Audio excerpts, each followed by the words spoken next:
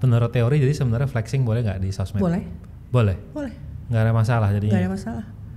Nggak ada masalah flexingnya, cuman ya itu mempresentasikan sesuatu pun juga harus dengan storytelling. Karena kalau tidak, bagaimana caranya dirimu membuat orang mau mendengarkan kita?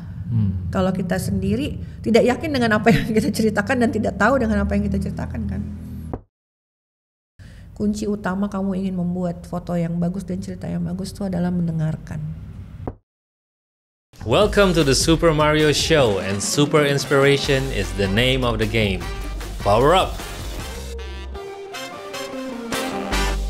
Oke, hari ini gua undang specially here karena menurut yang gua dengar dan yang gua tahu, lo sangat hebat di storytelling.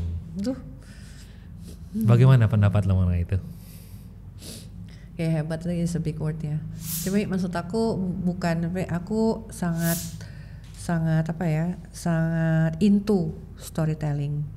Karena menurut level pencapaian, ini opini ya, menurut level pencapaian itu pertama yang pasti dikejar ketika, by the way aku seorang fotografer. Jadi kita ngomong dari sudut pandang fotografi dulu. Yes. Level pertama dari pencapaian orang itu mengejar itu pertama adalah estetik. Semua yang dikejar itu adalah estetik. Kemudian merasa ketika estetik aku pikir oke, aku capai estetik itu. Lalu the next step itu menurutku adalah bercerita. Dan tahap terakhir itu adalah pengarsipan. Jadi sekarang ini di level mendalami tentang bagaimana bisa bercerita terus gitu. Setelah melewati tahap estetik tadi. Oke, jadi ini tuh intinya langsung udah sampai nih di awal pembicaraan kita nih ya. Yeah. Sebelum kita dive into deep, gua mau lo introduce yourself because lo kan nggak di loopnya circle gua nih. Yeah. So, tapi I'm sure you can do the job well buat teman-teman kita yang nonton because of your background. Oke, ya, gimana Sa? Perkenalkan diri. Ya backgroundnya lompat-lompat nih karena dulu kan ada background pernah kuliah arsitek gitu, terus kemudian pernah kuliah seni rupa, terus dalam perjalanan kecebur aja sih, nggak ada ambisi buat bagaimana, tapi itu semua memberi sudut pandang yang menarik di hari ini. Kemudian sempat juga bekerja untuk stasiun TV, bekerja untuk perusahaan dokumenter sebelum stasiun TV malah ya. Nah dari situ itu aku sempat dimasukkan ke dalam kelas jurnalistik, di mana di situ belajar tentang sudut pandangnya sebagai editor, sudut pandang sebagai kameramen, sudut pandang sebagai reporter, sebagai penulis, sebagai produser di lapangan. Jadi itu seperti helikopter view aja. Nah kemudian dari situ sekarang lagi kuliah psikologi. Kuliah lagi sekarang? Iya, psikologi? Iya, psychology of education. Wow. Karena aku banyak banget ngajar ya. Jadi manusia tuh kayak menarik banget loh. Kayaknya berteman berapa sih? Hampir almost like 50 years gitu berteman sama orang-orang mesti aja nggak paham bagaimana memahami manusia gitu ya. Terutama kan kita sekarang kan ada dibagi-bagi generasi ya. Sekarang kan trennya kan generasi ada boomers, kemudian ada generasi X, kemudian ada generasi di tengah-tengah katanya, kemudian ada millennials dan sebagainya. Nah karena di bidang aku ngerasa apapun yang aku kerjakan sekarang ini kan bersinggungan dengan semua generasi nih.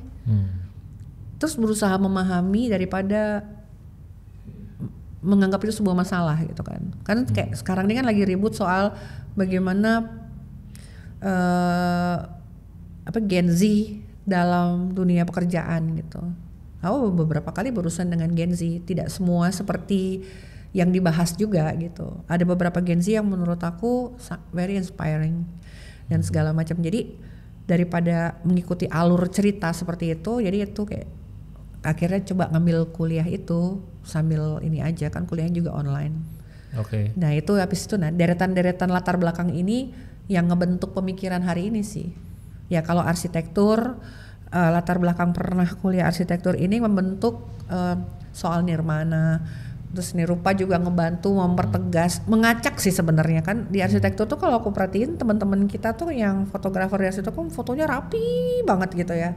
Nah di seni rupa tuh diacak, pemikiran itu diacak gitu ya. Kemudian ditambah lagi ketika masuk ke dunia jurnalistiknya itu juga ada masuk ke ruangan editor di mana kita melihat karya-karyanya orang-orang yang mentah masuk ke dapur. Kita lihat bagaimana orang tuh membuat cerita yang tidak lengkap, tidak utuh. Ini editornya yang paling pusing kan di terakhir tuh. Nah itu akhirnya perspektif itu turun ke bawah. Terus aku jadi kameramen. Akhirnya aku tahu perasaan editor seperti apa. Itu kan kumpulan-kumpulan fragmen-fragmen yang akhirnya ngebentuk hari ini. Jadi kalau nanti dalam pertanyaanmu adalah bertanya bagaimana bisa nyampe ke tahap storytelling, itu bukan hanya tadi sebagai fotografer level pertama estetik, kemudian tiba-tiba oh hari ini mau lompat ke dunia storytelling, tapi storytelling itu kebentuk karena kita ngelihat fragmen-fragmen itu. Kalau tadi yang lo bilang lo kuliah psikologi, apakah dari ilmu yang lo terima itu merubah cara lo bercerita terhadap sesuatu? Oh iya, merubah, bukan mengubah ya, tapi menambah perspektif baru gitu. Kalau mengubah sih tidak, karena menambah ini kan memperkaya ya, menambah itu kan memperkaya. Jadi seperti misalkan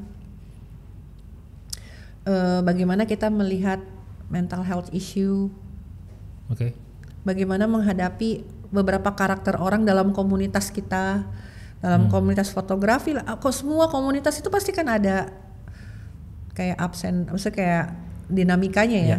Nah, betul. Bagaimana kita melihat itu dan fenomena kita ini kan generasi yang lewatin offline dan online ya. Yes, betul. Dimana ketika semua ada medsos, akhirnya terjadi, boleh nggak sih kita banyak foto selfie? Akhirnya keluar kata narsistik, padahal narsistik itu lebih ke disorder gitu segala macam gitu. Kemudian boleh nggak sih kita bikin status flexing, terus akhirnya ada yang bilang nggak apa-apa lagi, kamu harus happy dengan pencapaianmu. Tapi yang harus ingat-ingat ya, jangan tone deaf. Jadi kayak kesini salah, kesitu salah, kesini salah, kayak gitu. Tapi kan dengan kita belajar dari perspektifnya psikologi ini, jadi kita dikasih kayak sudut pandang gitu loh, kayak secara teori ya. Artinya kan kalau aku nggak kuliah psikologi, sudut pandangku kan amatiran nih, berdasarkan pengalaman aja. Tapi kan ketika aku ada latar belakang belajar teori-teori ini kan jadi kan teori kan lahir dari apa yang terjadi kemudian dirapihkan kan. Nah dari sini aku bisa melihat perspektif itu. Oh ternyata begitu ya, begitu ya.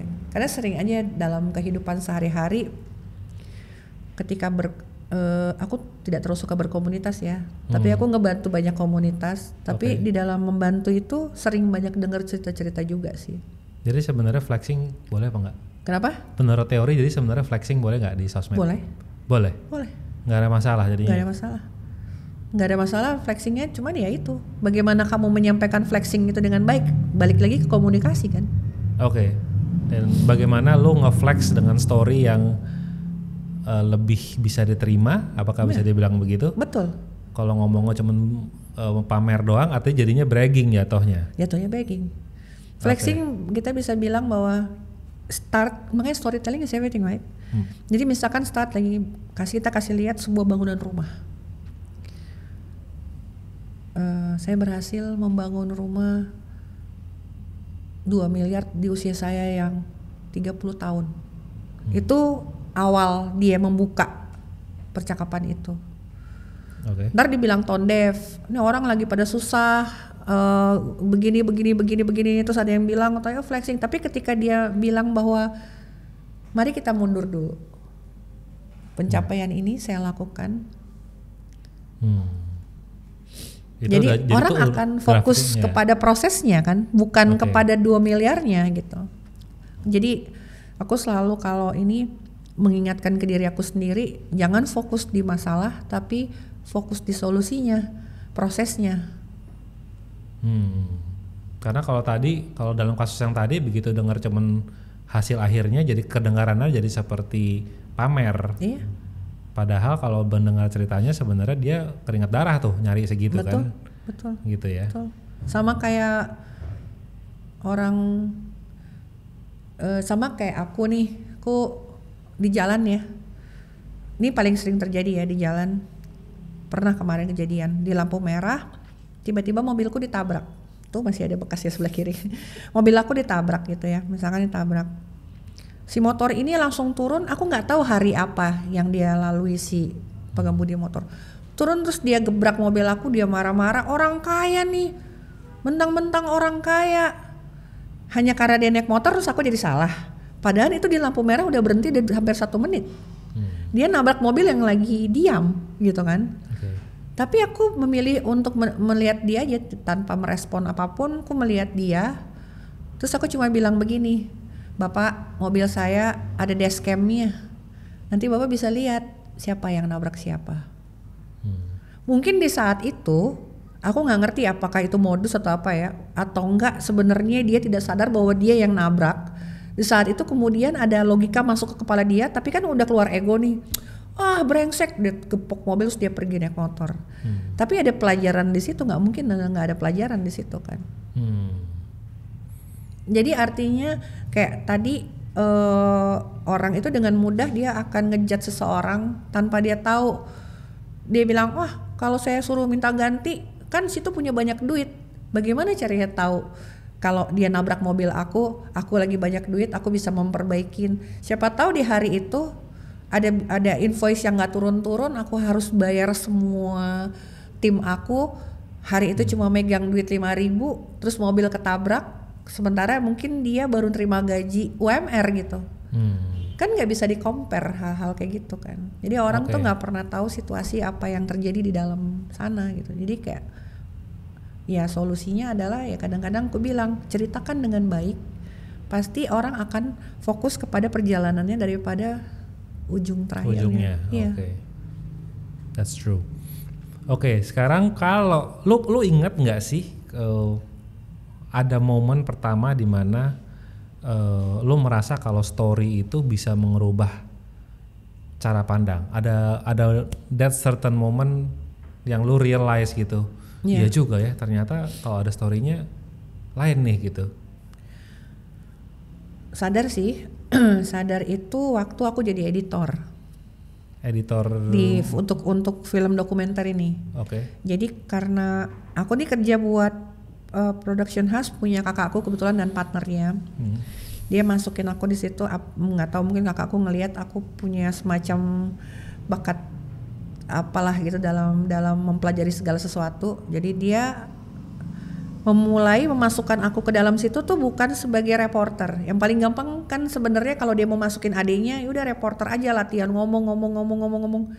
Terus aku masukin di bagian editor, di mana harus belajar dulu waktu itu eranya Avid untuk ngediting video Avid gitu kan. Terus belajar Avid, terus aku sempat ikut short course di UI di namanya aku lupa lagi, yang ngajar dari BBC. Jadi itu pun nggak sembarangan, kita harus apply. Kebetulan 2 orang di luar, jadi di dalam tuh yang ikut harus orang-orang TV. Nah mereka membuka 2 kursi untuk bukan orang TV. Kebetulan aku di PH kan, jadi aku editing segala macam. Tugas pertamaku itu adalah waktu itu mengedit tentang kisah menjelang maghrib.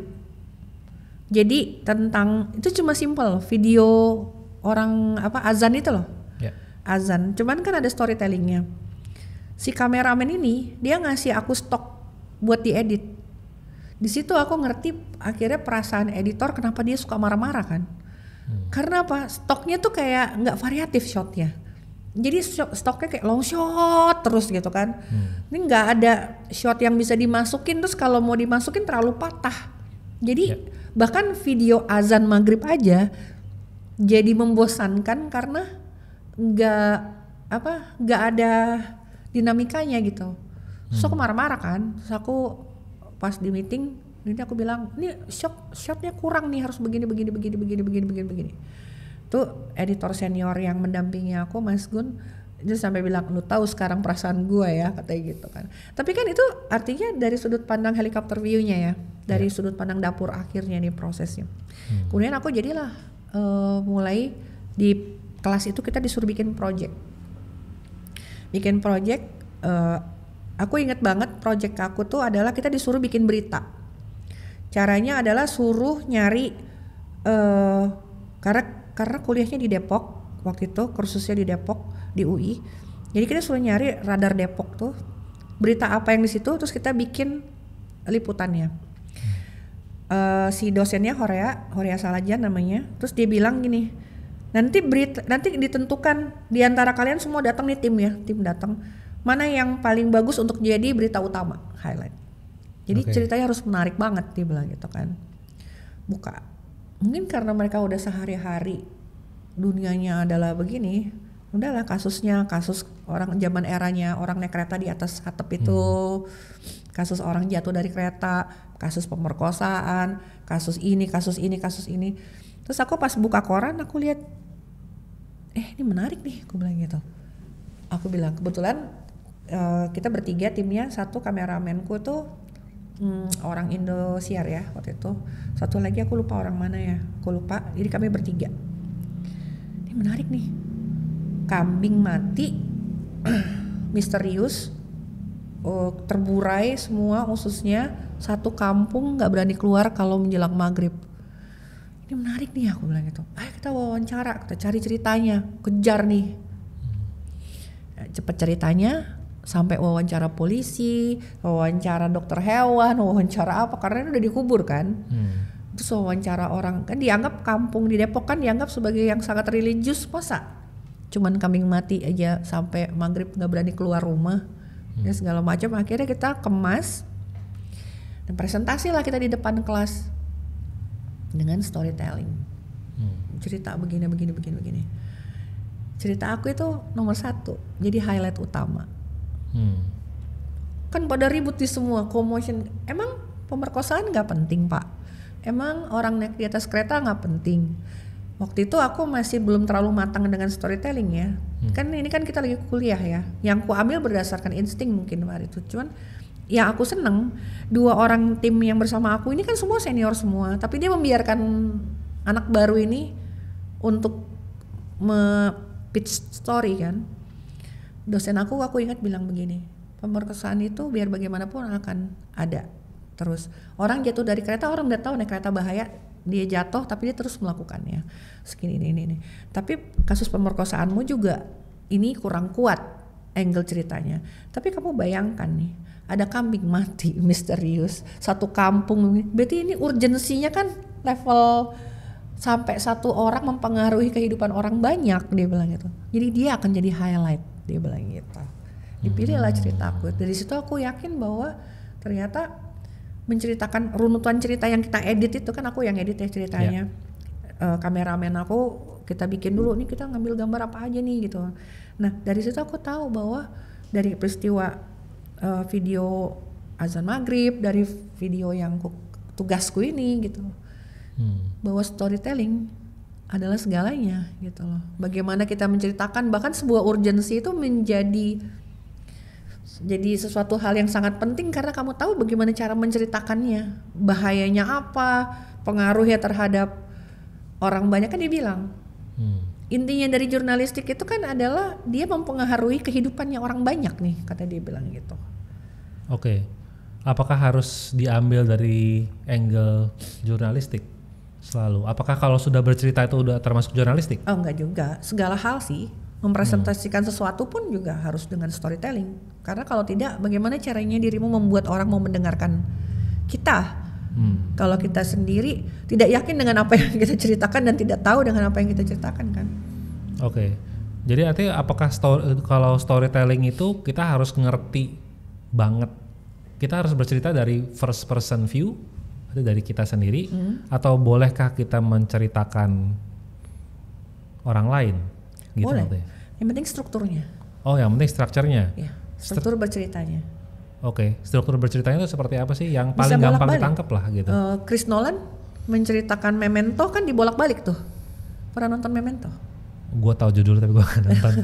Nanti nonton deh, Memento itu kan Chris Nolan. Kenapa aku suka Chris Nolan ya? Chris Nolan tuh seneng. Chris Nolan itu ciri khasnya dia selalu melogikakan semua filmnya. Jadi film dia ini, misalkan ini runutan ya, ini ada angka ya, 1, 2, 3, 4, 5, 6, 7, 8, 9, 10. Urutan cerita Urutan gitu ya? cerita, 10. Dia bisa mulai dari 10 dulu. Seperti cerita Memento, dia mulai dari perempatan jalan kan. Terus dia mulai terus kayak gitu. Tapi dia selalu konsisten dengan logika dia berceritanya itu loh. Jadi logika berceritanya itu dia disusun rapi sama dia sepertinya ya. Aku kan kurang nggak tahu bagaimana dia berpikir. Tapi kalau aku hanya menangkap dari semua film yang ku tonton, kayak Batman. Ya, Dark Knight. Filmnya dia sampai menjelaskan kenapa dia jadi Batman, kenapa dia ini kan dia jatuh, terus kenapa dia begini, semua tuh dijelaskan dengan dia. Itu kan storytellingnya Chris Nolan. Untuk penggemar Batman yang Marvel banget, dia nggak suka Chris Nolan, karena dia sukanya ya biarin aja dia tetap menjadi komik. Karena Batman itu jadi logika ketika masuk di dunia semestanya Chris Nolan. Gitu. Dan itu struktur bercerita.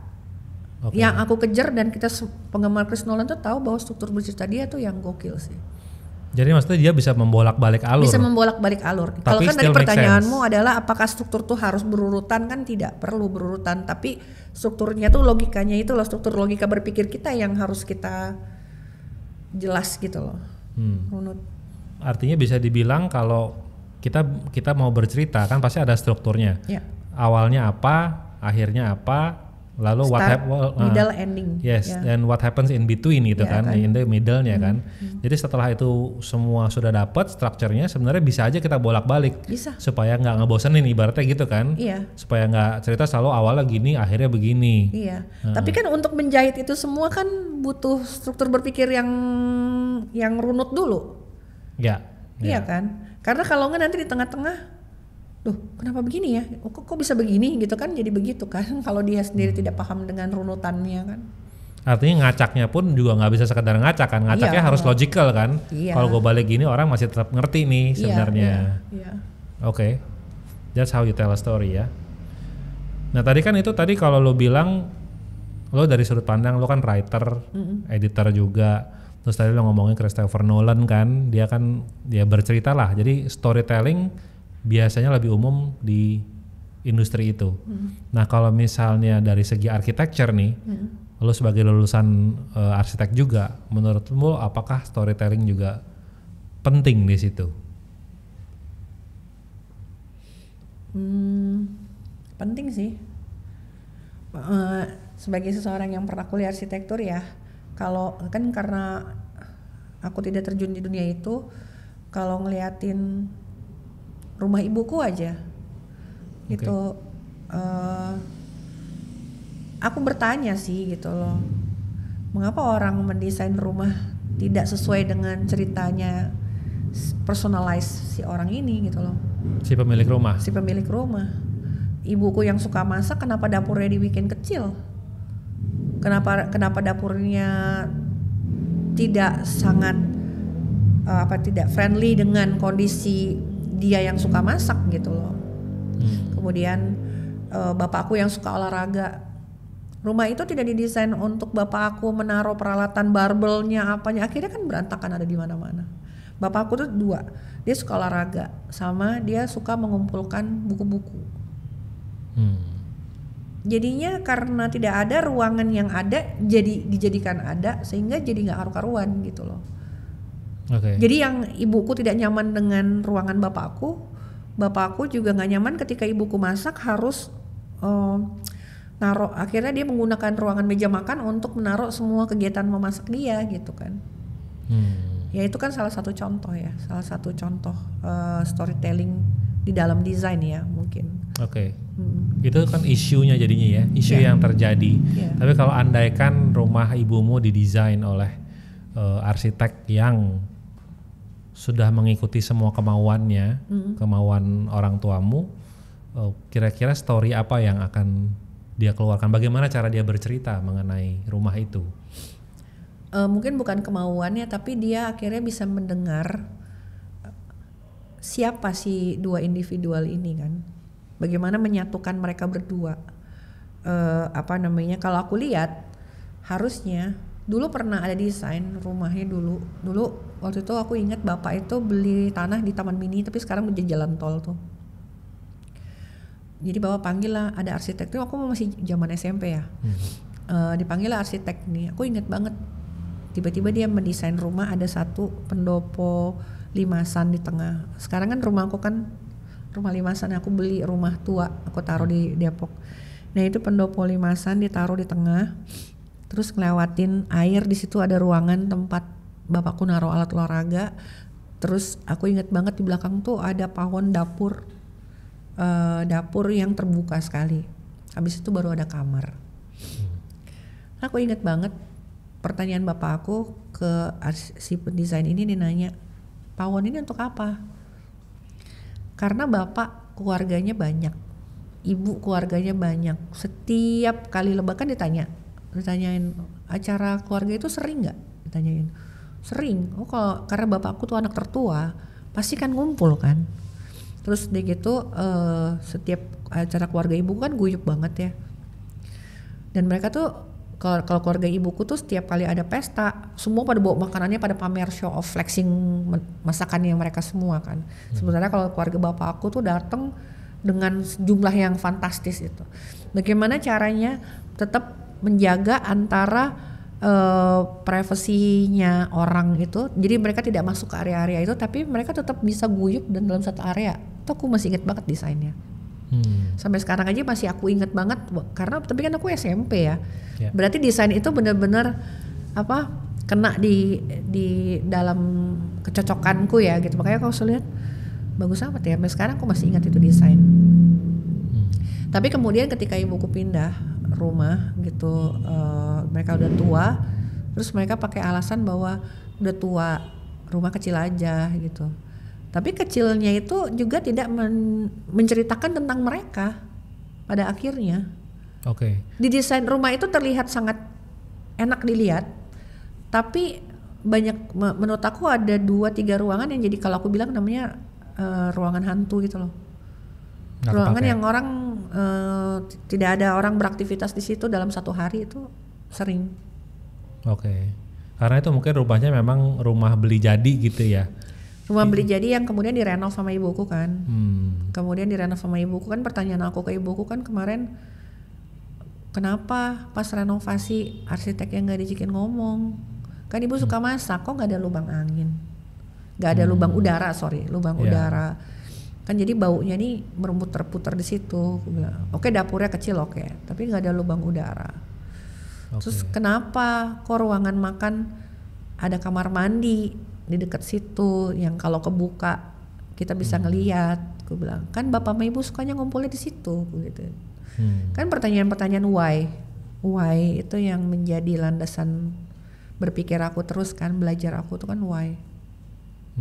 Jadi lo dalam, kalau lu mau bercerita, lu pasti akan memulai dari why. Ya. Why. Karena why itu orang tuh paling males loh. Coba deh kalau tanyain siapa, kenapa? Bawel banget sih lu kan gitu kan. Betul. Karena harus mikir jawabnya. Iya kan harus mikir kan. Tapi kan itu yang harus lu lewatin dulu. Kalau how duluan, terus nanti aku akan nanya, kenapa begitu? Kenapa ya? Harus balik lagi dong ke konsep pertama. Kenapa nggak pikirin why-nya dulu? Karena when we start with why, tuh kesana itu udah pasti, menurut aku pasti lancar. Makanya kan sekarang anak kecil tuh kan, kalau anak aku tuh bawel banget ya, nanya waktu kecil ya, Bu kenapa begini, kenapa begitu, itu jangan di-dismiss.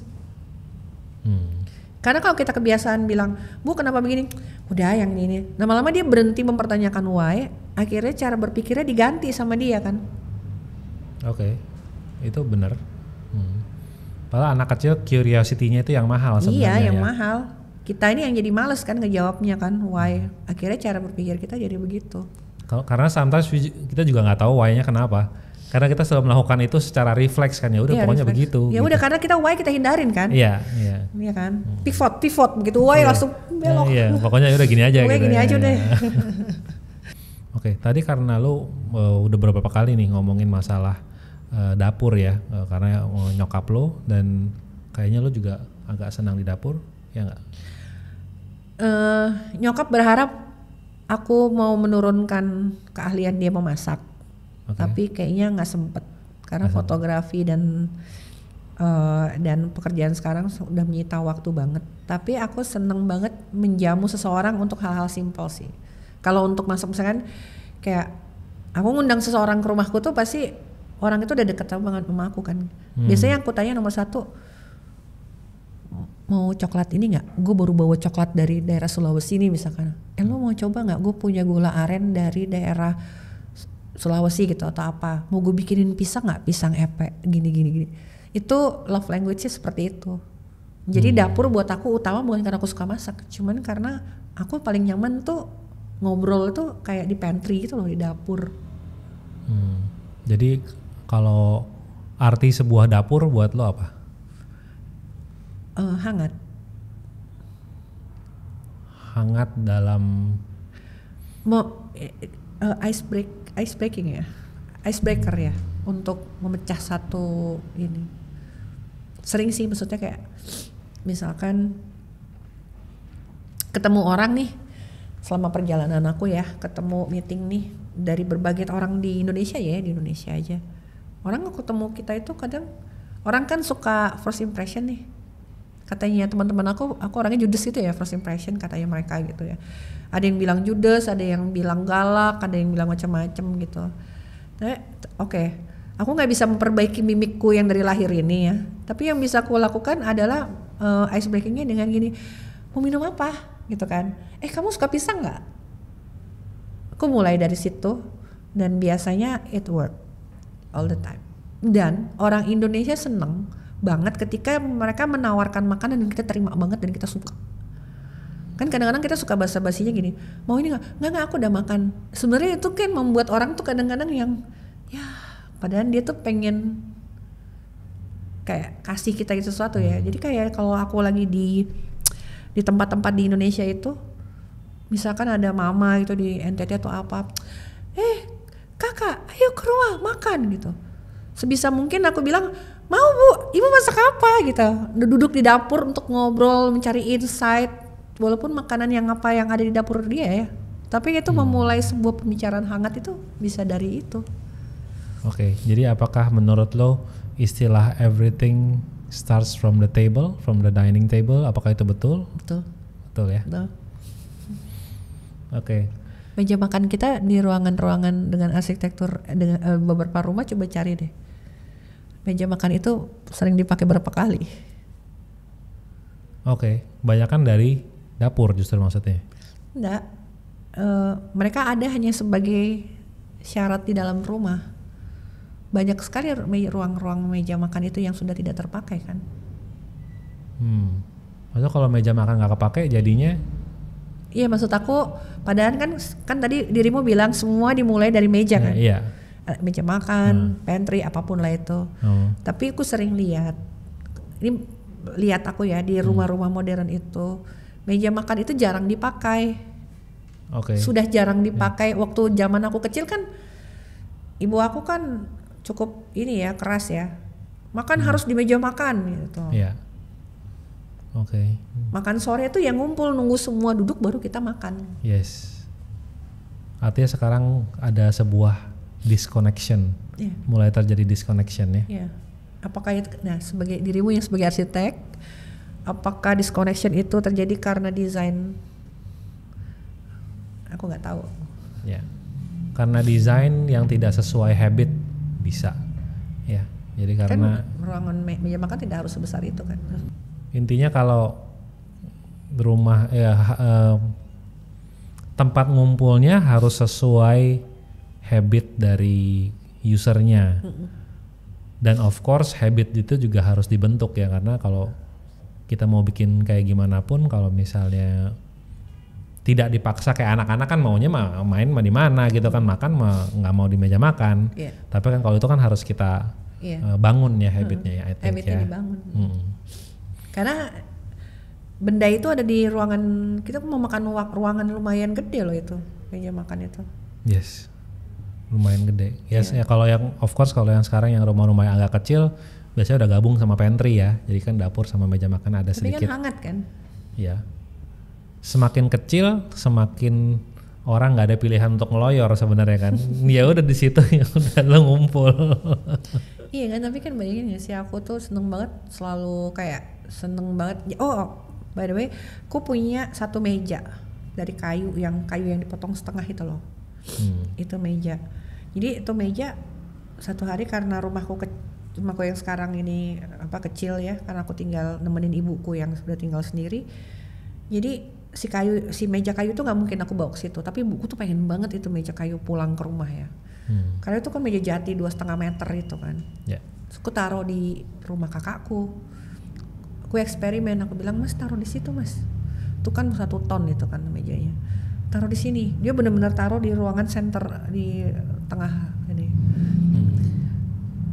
Setiap kali aku datang ke rumah itu, setiap kali kita saudara-saudara ngumpul, meja itu yang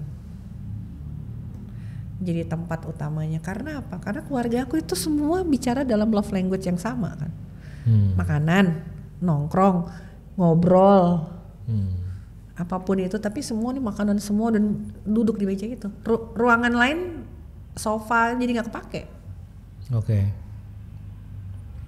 Tapi kan itu benda baru yang aku install di situ kan, karena aku tahu kebiasaan keluargaku kan. Jadi artinya emang kalau emang mendesain ya harus sesuai yang diintensikan orang yang make. Dari situ baru cerita keluar. Ya itu menurut pengalamanku ya. Iya, of course everybody's different. Lo pernah dengar cerita apa yang membuat hidup lo berubah? Ada nggak sebuah momen yang lo gila banget nih ternyata gitu? Life changer ya, banyak sih life changer. Perpisahan itu perpisahan orang sama orang putus hubungan, sama perpisahan meninggal. Itu buat aku efek banget sih. Kenapa ya? Ya kan dulu kan dibesarkan di keluarganya ibu dan bapak itu, keluarganya ibu ya terutama ya, keluarganya ibu tuh nggak ada yang bercerai di dalam situ kan. Nggak ada yang bercerai, semuanya ya nggak ada. Bapak ibuku tuh dua orang yang saling bucin dan malas banget ya kadang-kadang ngeliatnya. Dulu bilangnya malas ya, tapi sekarang tuh kayak bilang bahwa itu tuh pemandangan mahal sih. Jadi ketika aku mengalami sebuah proses perceraian dulu, itu ketemu tante aku nih yang tante aku arsitek di Bali. Dia bilang sama aku satu kalimat, dia bilang, bikin dirimu bahagia dulu, baru kamu bisa bikin orang lain bahagia. Dalam hal ini anakku. Jadinya di situ aku kemudian mengubah cara pandang aku tidak lagi fokus di masalah, aku fokus di solusi dan pemecahan dan proses. Jadi aku tidak menyalahkan perceraian kami, justru aku bekerja keras untuk mendapatkan dia untuk menyadari bahwa oh ya ternyata kita memang nggak berhasil, tapi kita bisa nih silaturahmi nih gitu. Jadi bertahun-tahun setiap lebaran aku pasti tetap datang merayakan, bawa anakku merayakan bersama bapaknya, terus-terusan. Mau dia waktu itu sempat ada pasangan ataupun tidak, mau bagaimana orang ngelihat aku, kok ini mantan istri masih datang apa segala macam, aku nggak peduli. Pokoknya aku datang, pelajaran buat anakku adalah silaturahmi. Yang pokoknya itu efeknya impactnya lebih gila-gilaan. Terus kemudian anakku udah gitu gede, dia mungkin dia bertanya ya, dia bilang aku bilang tidak ada yang disesalin. Aku bilang pertama, kalau ibu tidak bercerai, ibu nggak mungkin jadi fotografer. Hari ini dari fotografer itu, kan aku keliling dunia ya. Beberapa perjalanan aku kan hampir sebagian besar karena pekerjaan ya. Terus aku keliling Indonesia. Jalan hidupnya ketika kita dikasih better version dari kita sendiri gitu, karena kan aku happy banget kan gitu, bukan happy karena pisah, tapi maksudnya berusaha untuk mencari solusi gimana ya. Perpisahan itu pertama, perpisahan tuh perubahan banget gila-gilaan. Bahkan nggak peduli waktu itu di era dimana semua orang itu agak jahat ya kalau sama perempuan ya, ketika orang berpisah kata status janda itu kayak dibuat bercandaan gitu sama orang-orang. Perempuan dan laki-laki itu membuat status janda kayak sebuah topik candaan gitu loh. Kalau di laki-laki jadi kayak semacam target, kalau di perempuan udah pasti kita gatel. Oke, iya. Kayak dua version itu loh. Nah tapi karena aku tidak fokus di masalah, jadi omongan itu tuh bisa keblok sendiri. Jadi aku nggak peduli orang ngomong apa. Jadi sempat di dalam komunitas foto itu sempat ada berbagai macam versi Sasa ini loh, ya kan? Yang aku sendiri sampai wow versi yang itu ya. Aku sendiri juga baru tahu ada versi itu dalam diri aku gitu loh. Oh iya ya gitu. Aku sendiri belum pernah menjalani versi yang orang-orang bicarakan. Tapi akhirnya ya udah bodo amat ya. Tapi justru aku pikir ya karir aku menjadi relevan sampai hari ini karena aku nggak pernah mendengarkan masalah-masalah dari versi orang-orang ini loh, yang orang-orang create ini loh. Jadi aku jalan terus aja gitu, jalan terus. Nah, kemudian bapak meninggal. Bapak meninggal itu kayak jadi apa ya? Jadi banyak perubahan banget, shifting banget. Jadi cara aku berpikir gitu kan, cara aku melihat kematian, cara aku melihat bagaimana orang datang ketika susah. Waktu bapak sakit itu kan aku tiap hari disuruh nyari darah ya. Apa namanya? Buat apa sih? Buat transfusi darah. Iya, cuci darah ya. Cuci darah. Pertama kan tentu kita udah ngobrol sama rumah sakit dong. Rumah sakit bilang cari di luar aja. Nyari di PMI itu pokoknya jadi kompleks aja gitu kan. Sementara kan kebutuhannya setiap hari nih. Kalau aku harus ke PMI udah habis energiku. Jadi aku lakukan lewat media sosial. Mumpung aku punya adik sepupu yang kebetulan public figure, aku punya beberapa temen yang influencer. Hari itu tuh semua mereka membantu aku buat nyebarin nyari darah. Di situ pelajaran utamaku adalah ketika aku mencopas kebutuhan darah itu, banyak yang datang ke rumah sakit. Orang-orang yang bahkan tidak pernah berinteraksi dengan aku di WA.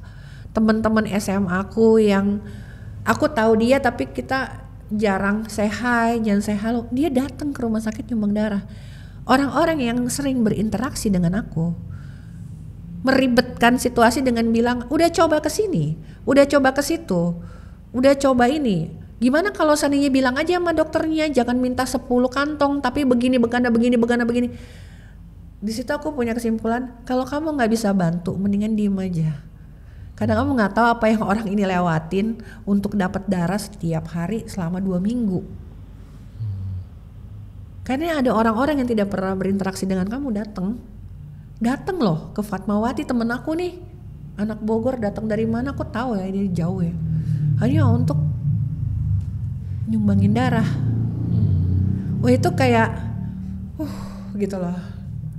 Tapi kan aku nggak ngambil negatifnya ya, aku pikir orang-orang yang ribet nih udah biarin aja, tapi yang bagus-bagus nih loh kayak gitu ya.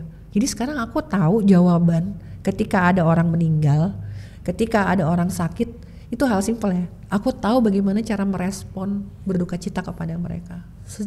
Sederhana bilang saya turut berduka cita. Karena itu bilang semoga kamu kuat ya. Biarin aja kalau dia gak kuat gak apa-apa gitu. Kadang-kadang ya, soalnya aku dengar sendiri dari omongan ibuku nih. Ibuku tuh baca WA gini, semoga kuat ya gitu, semuanya akan baik pada waktunya. Ibuku terus jawab bilang ini, ya kamu lagi gak kehilangan suami. Ngerti gak sih? Dia mereply karena segitu banyak teks yang dia baca kan sebenarnya kan. Dengan perasaan dia yang lagi luka itu. Jadi aku tahu bagaimana cara merespon. Tadinya tuh aku nggak tahu loh. Aku tuh paling bingung kalau ada orang meninggal harus merespon apa, kalau ada orang sakit harus merespon apa, temen datang nangis tuh aku harus merespon apa gitu loh. Tuh life changer banget sih 2 hal itu. Jadi sebenarnya mah kalau kalau tadi dari yang kematian ya. Sorry bukan kematian, tadi kayak perpisahan. Perceraian. Iya, maksud gue yang tunggu nih yang mana nih? Gue jadi agak lost. Yang bikin ribet itu transfusi darah. Ya. Nah, yang bikin ribet itu kan, gue sangat relate sama itu karena memang seringkali kan orang kita berniat sebenarnya membantu dengan memberikan pemikiran. Iya. Tapi sebenarnya kalau dipikir-pikir malah Dia jadi ngeribetin ya. Iya, karena dia udah melewati semua keadaan itu. Pertama dia udah ribet dengan kondisi dia. Emosi dia, emotional state-nya dia. Terus dia harus menghadapi yang sakit. Terus dia harus mencari. Kita bikin simple aja. Apa yang bisa saya bantu buat kamu? Kamu butuh darah, bisa bantu? Tidak datang, nggak bisa. Ya udah. Gitu loh. Itu yang aku dapat itu beberapa kali itu nasihat setiap hari itu nasihat. Ya aku nggak ambil sakit hati ya. Cuman kan di situ aku berasa beratnya mendengarkan nasihat di saat kamu nggak butuh gitu loh. Yang gue butuhkan darah bukan nasihat nih. Kayak gitu. Nah kalau dari yang perpisahan tadi adalah lo tidak mendengarkan sekeliling lo ya, tidak mendengarkan komen dari banyak orang artinya. Iya, karena kan yang ngejalanin aku dan bapaknya anakku ini kan, dengan mantan suamiku ini kan, tapi baik-baik aja sampai sekarang. Malah menurut aku kita berevolusi dengan baik di tahap hubungan kita untuk mengelola co-parenting ya istilahnya sekarang ya. Co-parenting. Dengan mengelola dengan anak kami gitu loh, gitu. Jadi justru seru gitu loh. Tapi kan untuk itu kan aku banyak melakukan hal-hal yang dari sisi aku ya. Coba kalau aku egonya aku aja gitu kan, ngapain gue datang lebaran ke tempat dia gitu kan. Kesannya kayak belum move on. Itu kan berarti kita berpikir sesuatu hal yang di luar kuasa kita gitu kan, pikirannya dia yang kita masukin kan. Yang menjadi kuasa aku adalah yang menjadi kontrol aku ingin anakku melihat bahwa ibunya ingin menjaga silaturahmi dengan bapaknya, karena kan biar bagaimanapun kan ini kan udah ada anak nih gitu kan. Itu yang kupikirkan. Bagaimana caranya lo menghindari situasi itu apa sih namanya, social judgment? Itu kan iya, social judgment. Di fotografi itu parah banget sih. Iya kan, itu kan banyak sekali dari luar. Bagaimana caranya lo bisa tutup kuping dan tetap menjalani menurut gua ya kerja ini, aja sih gitu. Kerja aja, karena kalau kita kerja beda ya. Makanya aku bilang aku jarang berkomunitas, karena kan ini pekerjaan kan. Fotografi ini kan pekerjaan aku kan, bukan komunitas hobi yang kita hangout duduk di situ ngobrol, pada akhirnya kalau udah kegabutan akhirnya ada informasi yang kita dengar tentang si A, si B, si C, si D gitu. Nah kalau kita kerja kan kita kerja ya udah kan, deadline apa-apa, timelinenya ada, baru selesai harus ada lagi. Kadang harus mikir, kan kita freelance nih. Freelance kan harus mikir, ini nggak bergaji dong. Jadi kita harus memikirkan strategi apa nih supaya kita terus bergaji tiap bulan kan. Itu kan jadinya lebih fokus di situ daripada aku harus mendengarkan mereka kan. Bahkan aku baru tahu tentang pemikiran orang terhadap status janda itu baru belakangan aja, setelah berapa tahun gitu. Ada yang mengaku-ngaku lah, beginilah, begitulah, beginilah, terus aku ketawa sendiri. Yang mana sih orangnya aja aku nggak tahu yang mana gitu kan. Baru dengar itu belakangan. Iya, terima kasih kepada fokusku yang kepada proses daripada kepada masalah. Jadi ini tuh terhindari. Bayangin nggak ketika waktu aku baru pisah, harus jadi single parents, harus kerja, harus begini, terus aku harus mikirkan semua pendapat orang itu kan. Apalagi di dunia fotografi ya, masih sangat, aku pikir ya di waktu itu ya masih sangat cowok banget gitu. Apalagi kan aku kerjanya kan dirimu tahu nggak sih dulu aku mau mulai di mana? Di mana ya? Dulu tuh aku mulainya di Kompas Gramedia Group, fotografer sport, balap. Yang satu kantor isinya cowok semua. Dan lo bisa survive di situ? Bukan survive ya. Aku banyak banget belajar di situ. Banyak banget Belajar nulis, belajar apa. Kalau dirimu tahu ya, kalau orang-orang lihat sekarang, kan aku suka ngajar dan aku menganggap aku cukup bagus dalam mengajar. Karena aku memahami konteks mengajar, aku memahami teorinya, aku tahu apa yang aku bicarakan. Jadi rasa percaya diri itu bisa membawa pembawaan ketika kita berbicara. Tapi sebelum ini, mundur tahun 2003, aku launching buku puisiku yang pertama dan terakhir.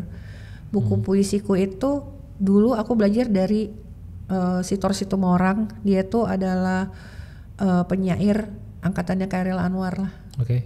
Terkenal angkatannya Pramudia, terus segala macam. Aku pernah ketemu Pramudia malah tuh. Tapi di era itu belum motret ya. Launching bukuku di Aksara, aku inget. Itu yang hadir orang-orang penting di sastra. Ini anak baru ya, yang bukunya ya. Tapi karena aku dapat circle yang bagus, jadi yang datang itu orang-orang cukup bagus lah gitu ya.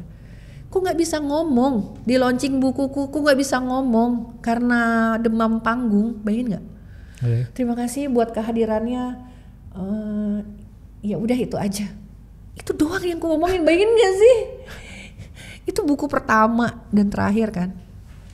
Terus sekarang ngelihat prosesku di mana ketika aku ngajar, aku bisa menguasai lapangan dengan baik, aku bisa mentransfer ilmu. Tujuannya kan dengan amanah ya, membuat orang pintar, bukan kita terlihat pintar ya, membuat orang terlihat pintar. Itu beda banget sama dulu.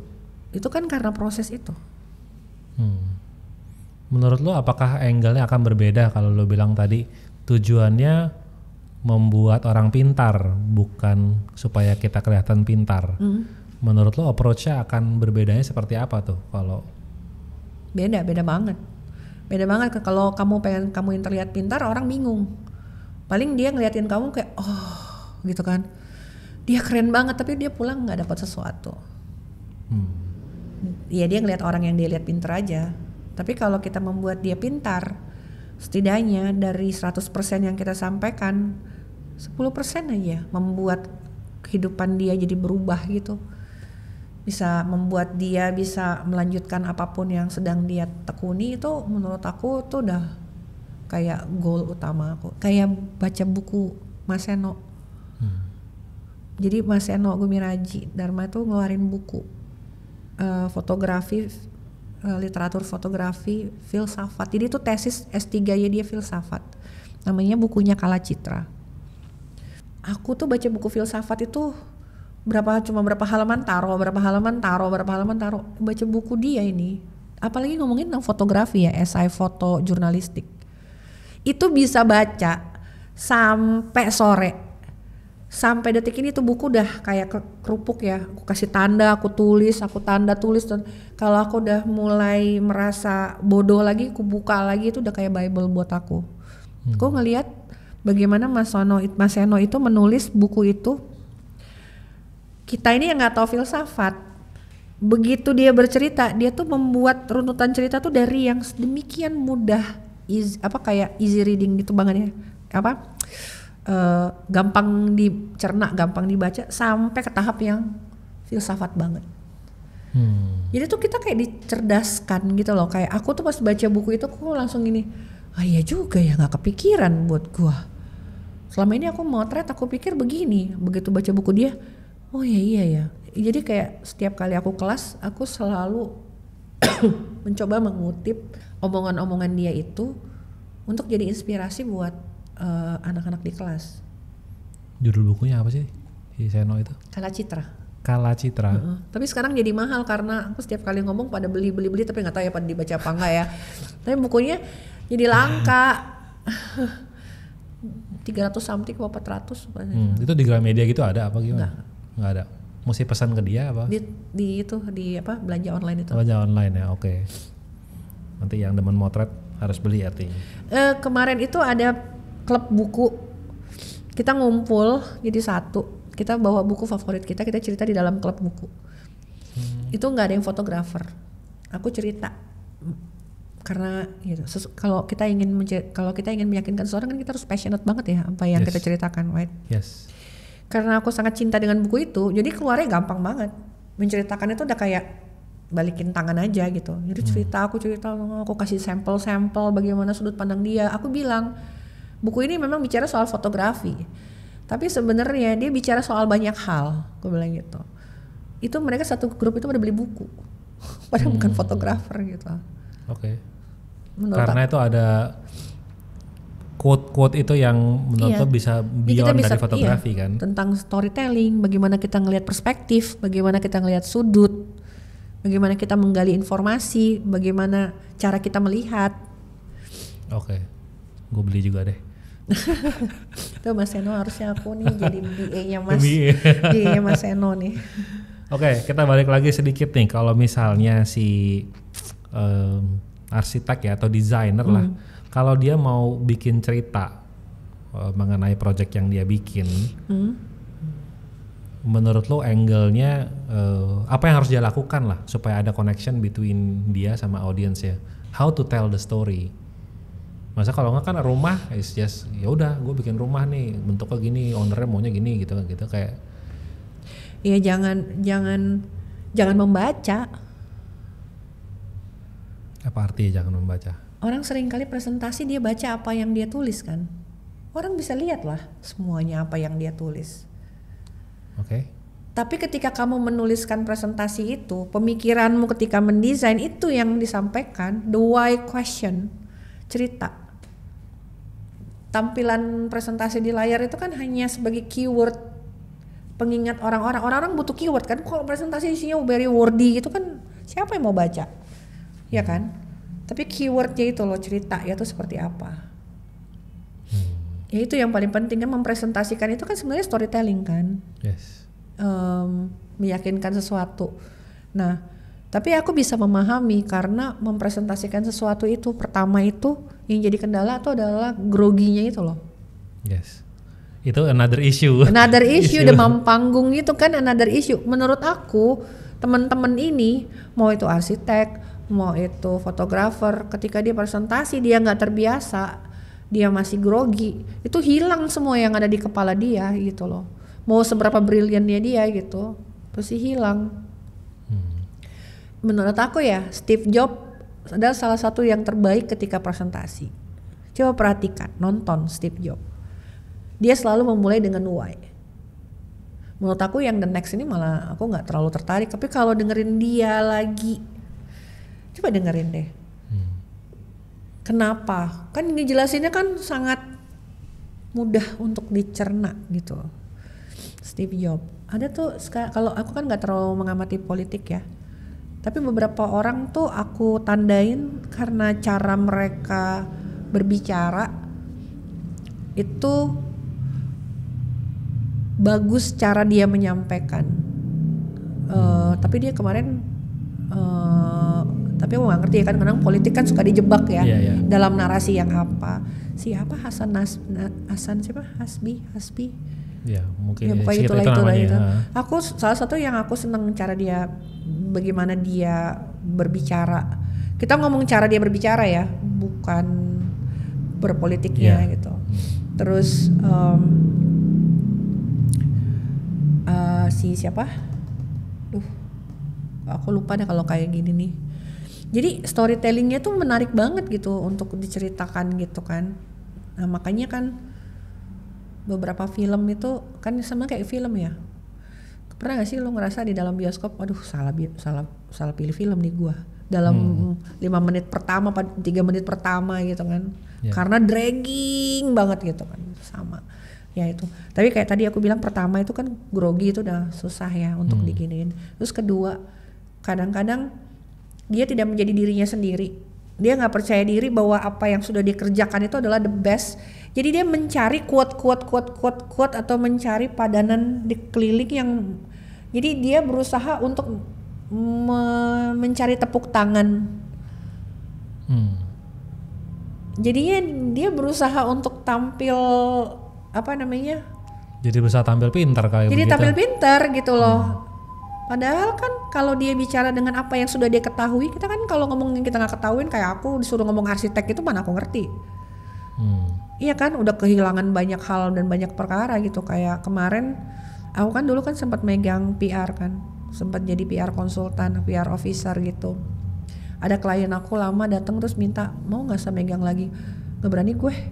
Kenapa? Udah lama banget. Nanti aku kalau mau ditandemin aja sama aku, kenalin temen aku, terus aku tandemin, aku follow up aku denger lagi terus aku ikut follow ini aja dari belakang. Ini kan kalau membicarakan hal yang kita tidak tahu kan, ini kayak setiap kali di Arch ID kan Melda Eva minta aku suruh ngomong, gue ngomong apaan? Gue nggak ngerti apa-apa soal arsitek, gue bilang gitu. Ya lo ngomongin aja soal gedung-gedung apa, lo cerita lah gedung-gedung apa yang lo temuin di Indonesia dan bagaimana pengalaman lo. Oh iya, itu bisa. Jadi kalau kita ngomong hal yang kita nggak tahu kan jadi so tahu ya. Ya betul. Terus tadi lo tuh sempat ada ngomong satu elemen penting untuk membuat cerita yang bagus. Apa hal penting yang harus kita lakukan apa tadi? Oh iya, untuk fotografer ya mungkin diaplikasikan ke banyak hal bisa sih. Kalau aku selalu bilang kalau di kelas aku selalu bilang sama para fotografer, kunci utama kamu ingin membuat foto yang bagus dan cerita yang bagus itu adalah mendengarkan. Itu adalah mendengarkan. Kita dengerin dulu aja.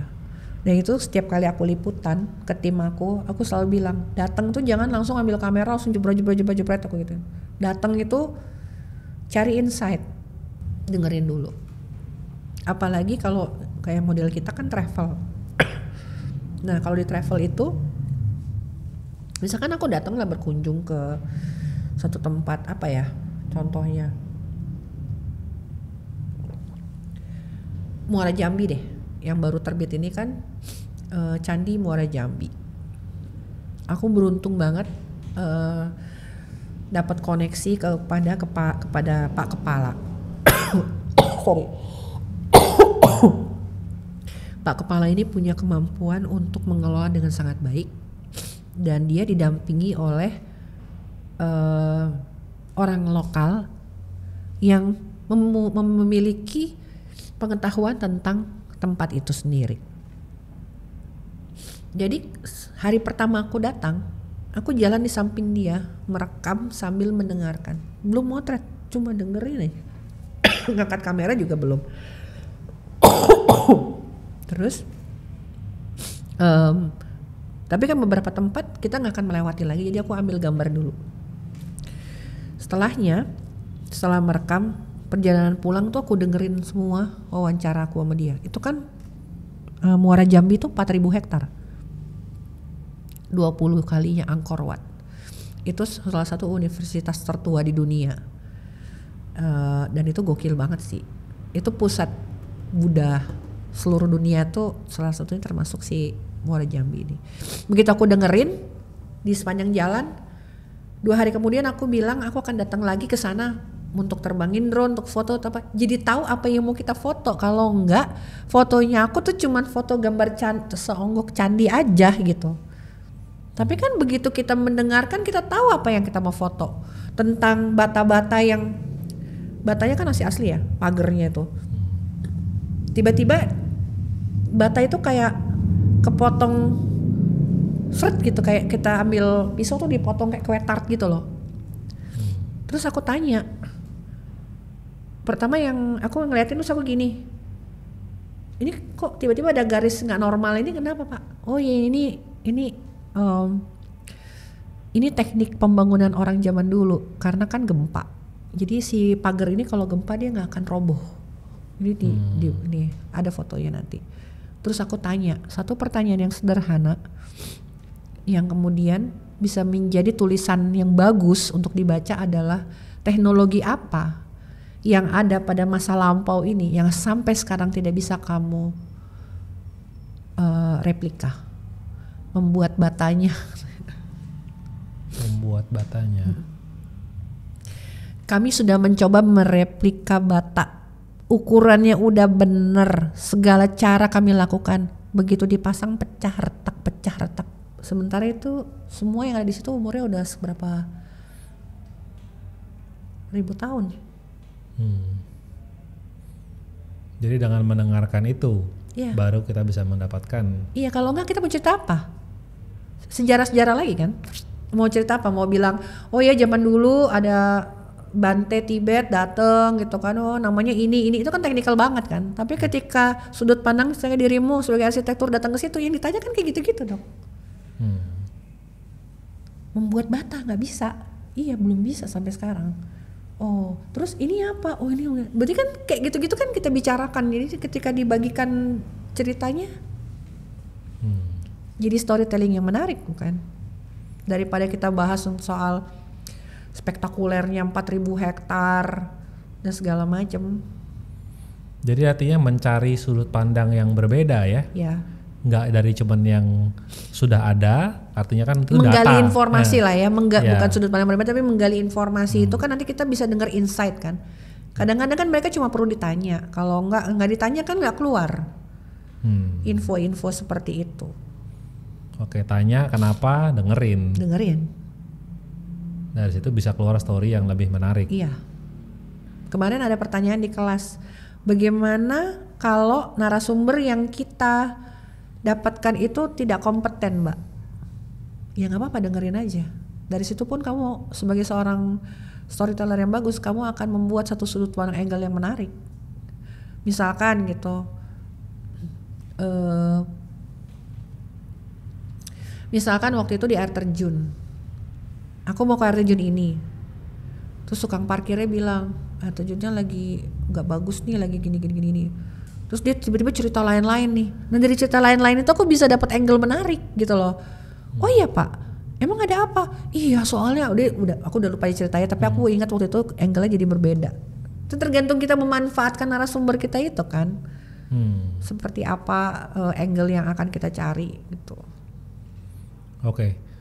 Alright Sa, jadi kalau gue simpulin nih dari pembicaraan hari ini, tadi untuk membuat cerita yang menarik kita harus banyak mendengar, banyak bertanya, banyak mendengar, banyak membaca juga ya, banyak membaca, karena dari situ kita akan mendapatkan banyak sekali informasi yang bisa kita sudut pandang yang lain yang bisa kita gunakan untuk membuat sebuah cerita itu menjadi lebih hidup, gitu ya. Terus tadi sebuah cerita yang bisa mengubah hidup seseorang, kalau dalam kasus itu tadi dari kasus perpisahan dan kematian, itu ya, kematian juga perpisahan. Iya sama sih ya, cuman beda konteks saja ya perpisahannya bagaimana. Dua hal ini sangat mengubah hidup lo ya. Tapi semua tergantung bagaimana cara lo mengolah informasinya ya. Iya. Gitu ya, karena kalau ngikutin dari sosial ya lo mungkin akan hilang arah ya. Iya, apalagi kan sekarang medsos ya. Semua bisa kita dengar kan. Betul. Dalam konteks ini jangan terlalu banyak mendengarkan. Jadi terbalik nih, kalau yang konteks yang tadi jangan terlalu banyak mendengarkan, itu justru bisa sesat. Terus kemudian tadi untuk cara bercerita juga sebenarnya cerita itu harus punya struktur ya. Kita harus bisa menstrukturkan ceritanya. Bagaimana cara menstrukturkan itu? Betul, menstrukturkan ceritanya supaya lebih mudah dicerna. Caranya adalah menulis. Caranya dengan menulis? Iya. Oke. Menulis itu menstrukturkan pemikiran. Oke. Setelah dengan ditulis, baru dari situ kita bisa mengolah informasi itu, mau dibolak-balik juga boleh gitu ya, ceritanya kayak lo bilang si Christopher Nolan tadi kan ya. Mencatat itu kan menulis juga ya? Yes, betul. Ya, itu menstrukturkan pemikiran. Oke. Ada lagi yang lo mau tambahin Sa? Sebagai... Gak ada, maaf ya, aku sambil terbatuk-batuk. It's okay. Thank you Sa for your time today, very insightful mengenai storytelling. Memang ceritanya tidak secara kontekstual related to the design industry, tapi gue bisa nangkap sih, maksudnya insights-nya yang penting-pentingnya itu, dan bisa banget kita aplikasiin di berbagai macam hal, karena basically it's the same thing ya. Iya. Dari intinya gitu. Iya. Tapi ya mungkin ya itu, kayak tadi aku balikin lagi, aku ingetin bahwa yang aku bicarakan semua itu kan berdasarkan pengalaman aku, berdasarkan pengalaman yang aku rasakan ya. Jadi kepekaan kita dalam perjalanan kita itu yang kita grab benar-benar gitu loh, untuk yang buruk tidak jadi terulang, dan kita bisa mengubahnya menjadi sesuatu yang bahkan lebih baik untuk kita sendiri dulu.